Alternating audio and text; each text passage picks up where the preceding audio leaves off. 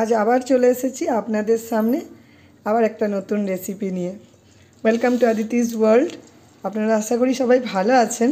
এগুলো কি বলুন তো, সেই স্যামস্পায়ার মাশরুম ক্যাফে থেকে যে মাশরুমগুলো নিয়ে এসেছিলাম, আমি আমার শর্টসে আপলোড করেছি, আপনারা দেখবেন। তো সেই মাশরুমগুলোই আজকে পরিষ্কার করে নিয়েছি একদম ধুয়ে। আর আজকে ঠিক করেছি বাটার গার্লিক মাশরুম বানাবো। এখানে প্রচুর গার্লিক কেটে নিয়েছি, মানে রসুন, একটু পেঁয়াজ নিয়েছি, চেরা কাঁচা লঙ্কা নেব পরে।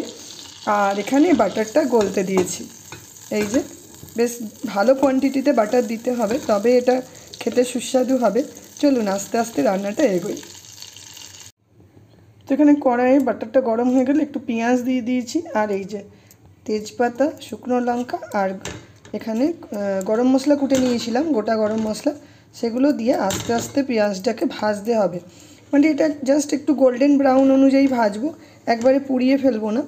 এটা হালকা হালকা ভাজতে ভাজতে, আর গ্যাসটাকে একদম মানে লো টু মিডিয়ামে রাখতে হবে, একদম হাই ফ্লেম দেওয়া যাবে না। আস্তে আস্তে রান্নাটা হবে।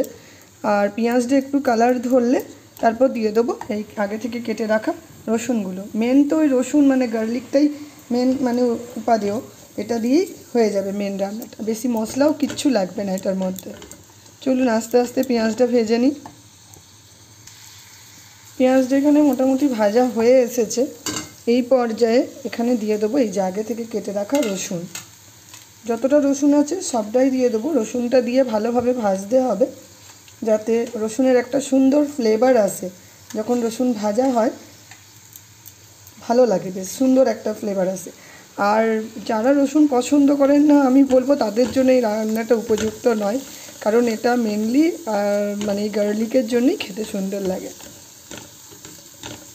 তো ধীরে ধীরে রসুনটাও একটু ভেজে নেব, এটাও হালকা গোল্ডেন ইয়েলো করে ফ্রাই করব। আর চাইলে এই রান্নাটার মধ্যে অল্প পরিমাণে আপনারা লাস্টে গরম মশলা আর একটু মিশিয়ে দিতে পারেন। তো চলুন আস্তে আস্তে এটা ভাজি। তো এখানে সমস্ত মশলা দিয়ে দিয়েছি, শুকনো মশলা, একটু হলুদই দিলাম, আপনারা চাইলে নাও দিতে পারেন, কারণ একবারে কালারলেসও ভালো লাগে না। অল্প হলুদ, অল্প নুন, একটু ক্যাচের সবজি মশলা ছিল সেটা দিলাম, দিয়ে এটাকে ভালোভাবে নাড়াচাড়া করে মশলাটা কিছুক্ষণ ভাজা ভাজা করে নেব। হ্যাঁ, আপনারা মনে করতে পারেন মশলা দিলে হয়তো গার্লিকের গন্ধটা চলে যাবে, বাট তা যাবে না, খেতে আরও সুস্বাদু হয়। এটাকে অল্প কিছুক্ষণ ভাজবো, বেশিক্ষণ ভাজবো না। আর আপনারা চাইলে এরকম মাশরুমটাকে একটু অল্প সিদ্ধ করে নিতে পারেন, আমি করব না, ডাইরেক্টই দিয়ে দিচ্ছি।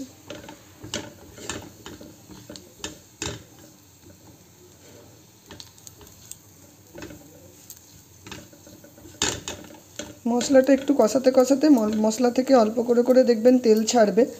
এখন মোটামুটি একটু কষানো মতন হয়েছে, আপনারা দেখলে হয়তো বুঝতে পারছেন। আর এটার মধ্যে না, যদি যারা ঝাল পছন্দ করেন তারা তো কাঁচা লঙ্কা প্রথমেই বলেছি চিড়ে দিতে পারেন, আদারওয়াইজ গরম মশলা, মানে যেটা ব্ল্যাক পেপার বলে, গোলমরিচ, সেটাও দিতে পারেন, তাতেও অন্যরকম খেতে লাগে। রাতে রুটির সাথে বা পোলাও বানালে, ফ্রায়েড রাইস করলে তার সাথে এইভাবে বানিয়ে খাবেন, আশা করি ভালো লাগবে। আর আপনারা মাশরুমের আর কী কী রেসিপি জানেন আমাকে অবশ্যই বলবেন। তো এটা মোটামুটি হয়ে এসেছে, চলুন মাশরুমগুলো দিয়ে দিই। আমি জল দিচ্ছি না, কারণ মাশরুম থেকে জল তো বেরোবেই। আর এখনই আমি দিচ্ছি, নুন দিচ্ছি না। এটা অল্প করে একটু নাড়াচাড়া করব, নাড়াচাড়া করে এটাকে এখন ঢাকা দিয়ে রাখবো। গ্যাসের ফ্লেম, বারবারই বলেছি গ্যাসের ফ্লেম যেন লো থাকে, আদারওয়াইজ এটা পুড়ে যেতে পারে তলা থেকে, তখন খেতে সুস্বাদু হবে না। আর বাটার না খুব তাড়াতাড়ি জ্বলে যায়, তাই যতটা পারবেন লো ফ্লেমে দিয়ে রান্নাটা করবেন। ফিরে এলাম 10 মিনিট পরে। আপনারা দেখতে পাচ্ছেন মাশরুম থেকে অনেক জল বেরিয়ে গেছে, আর এই জলেই এটা সিদ্ধ হবে। আর আমি না এইটাতে স্পেশালি ভেবেছি একটু মটর দেব, মটরটাও দিয়ে দিলাম। মটরটা ফ্রোজেন ছিল, জল দিয়ে আগে ধুয়ে রেখে দিয়েছিলাম। মটরটা দিলে একটু অন্যরকম খেতে লাগে, আর কিছুই না। যারা পছন্দ করেন না বা যাদের হেলথের জন্য মটর খাওয়া মানে, তারা দেবেন না, এটা স্কিপ করে যাবেন। বাট মটর দিয়ে যারা খেতে পারেন তারা একবার দিয়ে খাবেন, আশা করি ভালো লাগবে। তো মশলা তো আর আলাদা করে কিচ্ছু দেবো না, জাস্ট ওপর থেকে একটু গরম মশলা দিয়ে দেবো। আর এটা এখন গ্যাসের ফ্লেমটা একটু বাড়িয়ে দিয়ে এটাকে আস্তে আস্তে ফুটতে দিতে হবে, তাহলেই এটা মাশরুমও বলতে পারেন, রেডি হয়ে যাবে। তো এই দেখুন এখানে মোটামুটি অনেকটাই জলটা শুকিয়ে এসেছে, আর একটু কিছুক্ষণ শুকাবে। আমি ওপর থেকে একটু ধনেপাতা দিয়ে দিলাম, আর এটা ফাইনালি হয়ে যাওয়ার পরে ওপর থেকে আরেকটু গুঁড়ো গরম মশলা দেব, আর দেব হচ্ছে এই যে কেটে রাখা স্প্রিং অনিয়ন, এটা ওপর থেকে জাস্ট গার্নিশ করে দেবো। তো এখানে রান্না মোটামুটি কমপ্লিট হয়ে গেছে, সমস্ত সিদ্ধ হয়ে গেছে দেখে নিলাম। আর এখানে ঝোলটা অল্প একটু ভাবছি যে রাখবো, কারণ একবারে শুকনো শুকনো ভালো লাগে না। আর আপনাদের বলে বোঝাতে পারবো না, এই গার্লিক দেওয়ার পরে এত সুন্দর একটা বিউটিফুল মানে এখানে একটা গন্ধ এসেছে, এত সুন্দর লাগছে, খুব সুন্দর সুগন্ধ।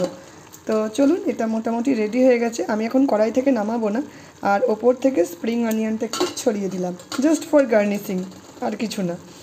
আর এটা এখন একটু এর কড়াই থাকবে, যখন খাওয়া হবে তার আগে অল্প অল্প গরম করে নেব। বাস রেডি হয়ে গেল বাটার গার্লিক মাশরুম। আপনারাও অন্যভাবেও বানাতে পারেন, এইভাবেও বানিয়ে খেয়ে দেখতে পারেন। বাটার আর গার্লিক যখন একসঙ্গে মানে মিশে যায় তখন অদ্ভুত সুন্দর একটা সেন্ট আসে। আজকে সেটাই বানালাম, আপনারাও বাড়িতে বানান। কার কেমন লাগলো খেয়ে আমাকে অবশ্যই কমেন্টে জানাবেন। আজকের জন্য বাই।